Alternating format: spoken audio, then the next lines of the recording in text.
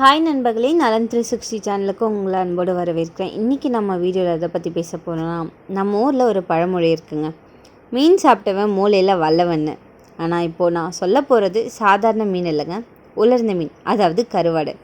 இது நம்ம ஊரில் ஏற்கனவே பல தலைமுறைகளாக வாழ்ந்த பழக்கம்தான். எங்கள் அப்பா, அவங்களோட அப்பா காலத்துலேருந்து வேலை செய்யும் மக்கள் எல்லாருக்குமே இந்த உலர்ந்த மீன் ஒரு அன்றாட உணவு. ஆனால் இதில் என்னென்ன ஆரோக்கிய நன்மைகள் இருக்குது அப்படின்றத பற்றி பெருசாக யாருக்கும் தெரியாது. அசைவ பிரியர்கள் அப்படின்னா கருவாடு யாருக்கு தான் பிடிக்காது? ஒரு சிலருக்கு கருவாடு வாசனை தான் பிடிக்காதே தவிர சமைச்ச பிறகு ஒரு பிடி பிடிக்காமல் விட மாட்டாங்க. கருவாடு பலருக்கு சரியாக சமைக்க தெரியாது, அதனால் சுவை சரியாக வராது. எல்லா வகை கருவாடும் உடலுக்கு நல்லது தாங்க. அசைவ உணவுலேயே அதிக கொழுப்பு சத்து இல்லாத உணவுனா அது மீன் மற்றும் கருவாடு தாங்க. அப்படிப்பட்ட இந்த கருவாடு நம்ம சாப்பிட்றதால என்னென்ன நன்மைகள் கிடைக்குது, ஏதாவது பக்க விளைவுகள் இருக்கான்றதை பற்றி விரிவாக இன்றைக்கி நம்ம தெரிஞ்சுக்க போகிறோம். அதுக்கு முன்னாடி நலம் 360 சேனலை சப்ஸ்கிரைப் பண்ணாதவங்க சப்ஸ்கிரைப் பண்ணிக்கோங்க. மறக்காமல் பக்கத்தில் இருக்க பெல்லைக்கானை ப்ரெஸ் பண்ணிக்கோங்க. வாங்க வீடியோக்குள்ளே போகலாம். ஃபர்ஸ்ட், இந்த உலர்ந்த மீன் அதாவது கருவாடு அப்படின்னா என்ன?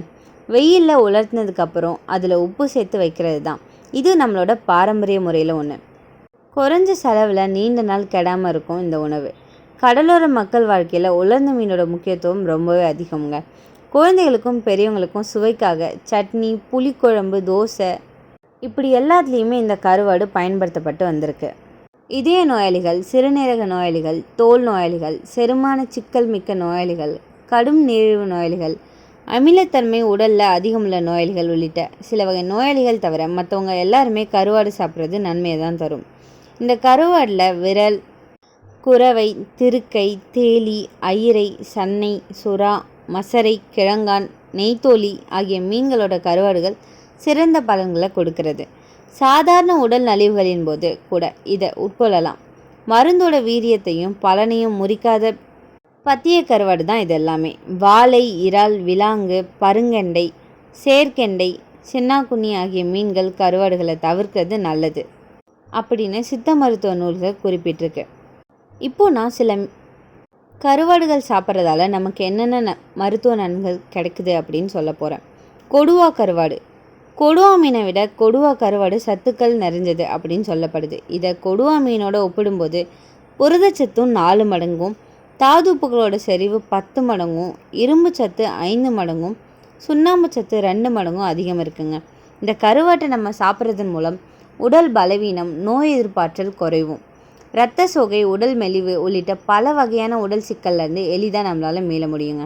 100 கிராம் கொடுவா கருவாடில் 266 கலோரி ஆற்றலும், அதே சமயத்தில் 100 கிராம் கொடுவா மீனில் நம்ம உடலுக்கு தேவையான கலோரி ஆற்றலை 79 அளிக்குது. அடுத்தது கொல்லி கருவாடு. கோலா மீன் கருவாடு தாங்க கொல்லி கருவாடு அப்படின்னு அழைக்கப்படுது. கொல்லி கருவாட்டுக்கு சளியை நீக்கும் தன்மை இருக்குது அப்படின்னு எல்லாருக்கும் தெரியும். கரப்பான், சொறி, செரங்கு, ஒவ்வாமை போன்ற உடல் பொலிவு சீர்குலைக்கும் பாதிப்புகளும் இதில் இருக்குது. எனவே இதை அடிக்கடி சாப்பிட்றத தவிர்க்கிறது நல்லது. அடுத்தது சுறா கருவாடு.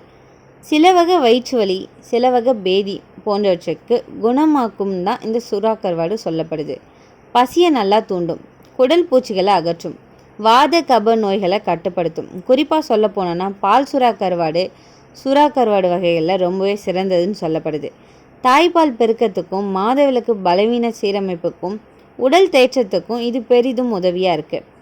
பிரசவித்த பெண்களுக்கு இதை சமைத்து தரும் பழக்கம் இன்றைக்கும் நம்ம ஊரில் இருந்துக்கிட்டு இருக்கு.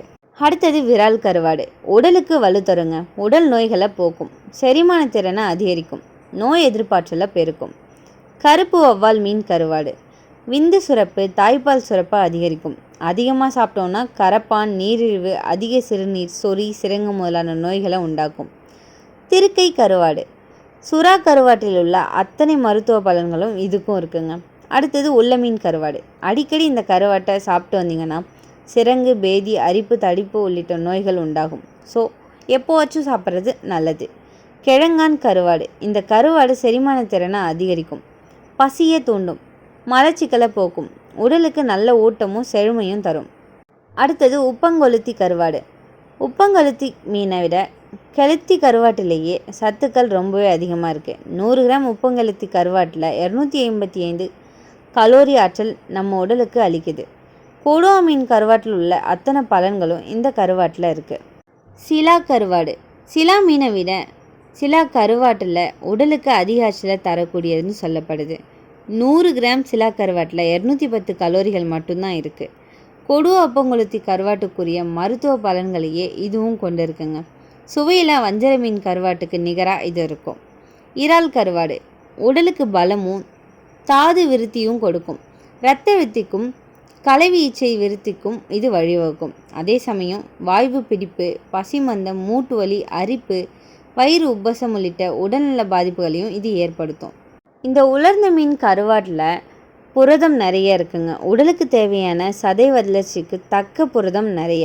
ஜிம் போகிறவங்களுக்கு, கடின உழைப்பாளிகளுக்கு இது ரொம்பவே உதவியாக இருக்கும். உலர்ந்த நத்தைகள், சின்ன மீன்கள் இதெல்லாமே எலும்போடு சாப்பிட முடியும். ஸோ எலும்பு வலிமையை கூட்டும். மூட்டு வலி, எலும்பு பலவீனத்தை இது குறைக்கும். உலர்ந்த மீனில் இரும்பு சத்து அதிகம் இருக்குங்க. ஸோ ரத்த சோகைக்கு மருந்து மாதிரி இருக்கும். ஹீமோக்ளோபின் அளவை உயர்த்தும். ஒமேகா 3 கொழுப்பு அமிலங்கள் நினைவாற்றல், முல ஆரோக்கியத்தை மேம்படுத்தும். மாணவர்கள்லேருந்து முதியவர்களுக்கு இது ரொம்பவே சிறந்ததுன்னு சொல்லப்படுது. சில வகை உலர்ந்த மீன்கள் கொழுப்பு குறைவாக இருக்கும். ஸோ அது நல்ல கொழுப்புகள் மட்டும்தான்.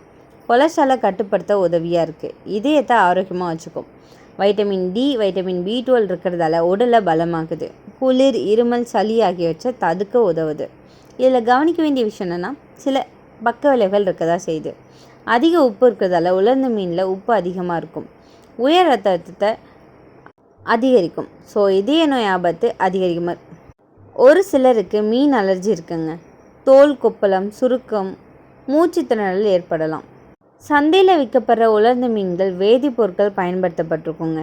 ஸோ அதை நம்ம பயன்படுத்தினோன்னா புற்றுநோய், கல்லீரல் பாதிப்பு வர வாய்ப்பு அதிகமாக இருக்குது. ஒரு சிலருக்கு அதிகமாக சாப்பிட்டாங்கன்னா வயிற்று பிரச்சனை, வாயு தொல்லை ஏற்படலாம்.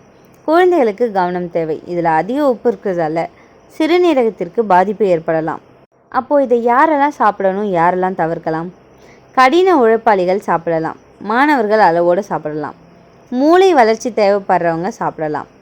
பிபி நோயாளிகள் தவிர்க்கணும். சிறுநீரக நோயாளிகள் தவிர்க்கலாம். கர்ப்பிணி பெண்கள் மருத்துவர் ஆலோசனை இல்லாமல் இதை சாப்பிடக்கூடாது. இந்த கருவாடை எப்படிலாம் சாப்பிடலாம்? அதிகமாக இல்லாமல் அளவோடு சாப்பிட்றது ரொம்பவே நல்லது. வீட்டில் சுத்தமாக உலர்த்தி நம்மளாக செய்கிறது சிறந்ததுன்னு சொல்லப்படுது. சட்னி, குழம்பு, வறுவல், ரசம்னு இது எல்லாத்துக்குமே இதை நம்ம செஞ்சு சாப்பிடலாம். ருசியாகவும் ரொம்ப சத்தான முறையிலும் இது இருக்கும். வாரத்தில் 1 2 முறை சாப்பிட்றது போதுமானதுங்க. இந்த உலர்ந்த மீன், அதாவது கருவாடை அப்படின்னு சொன்னோன்னாவே அசத்தலான சுவைதாங்க. ஆனால் நம்ம ஆரோக்கியத்தையும் இது நம்ம மறக்கக்கூடாது. சரியான அளவில் சாப்பிட்டோன்னா மருந்து, அதிகமாக சாப்பிட்டா நஞ்சு. நம்மளாவே நம்ம வீட்டில் சுத்தமாக உலர்த்தின மீனை சாப்பிட்டோன்னா நம்ம உடலுக்கு நல்ல பலனை தரும். இதை பற்றி உங்களோட கருத்துக்களை கமெண்ட்டில் சொல்லிடுங்க. இந்த வீடியோ உங்களுக்கு ஹெல்ப்ஃபுல்லாக இருக்கும்னு நம்புகிறேன். இந்த வீடியோ உங்களுக்கு பிடிச்சிருந்துச்சின்னா லைக் பண்ணுங்கள், ஷேர் பண்ணுங்கள். மறக்காமல் நம்ம சேனலை சப்ஸ்கிரைப் பண்ணுங்கள். அடுத்த ஒரு அற்புதமான வீடியோவில் உங்களை சந்திக்கிறேன். அது வரைக்கும் பை.